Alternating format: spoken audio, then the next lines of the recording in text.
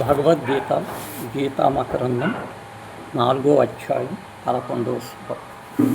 ఏ యథా మాం ప్రపద్యంతే తాం సదైవ భజామ్యహం మమావర్మానువర్తనే మనుష్యా పార్థా సర్వస్య. ఓ అర్జున, ఎవరి ప్రకారము నన్ను సేవింతుడు వారి నా ప్రకారమును నేను అనుగ్రహించును. మనుజులు సర్వవిధములు నా మార్గములను అనుసరించుతున్నారు.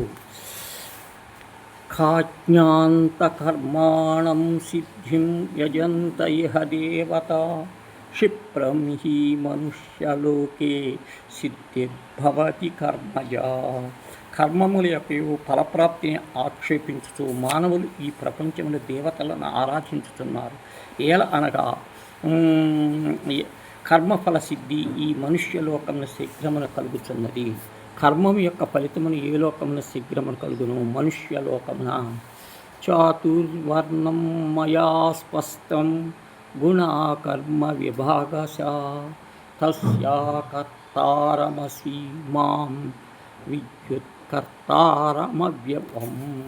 బ్రాహ్మణ క్షత్రియ యాదులకు 4 వర్ణములు సత్వాది గుణముల యొక్కయు అనుగుణముల చేయబడిన కర్మల యొక్కయు విభాగములను అనుసరించి నాచే సృజింపబడింది. వాటికి నేను కర్తనైనప్పటికీ ప్రకృతి అతీతుడు నగుడిచే వాస్తవముగా నన్ను ఆ కర్తను నాశనరహితుడిగా ఎరుగుము. నామాం కర్మాణి లుంప్యతే మే కర్మఫలే స్పృహ ఇతి మాం యో బీజానాతి కర్మభిర్మన భజ్యతే. నన్ను కర్మలంటావు, నా కర్మ ఫలమునందు లేదు.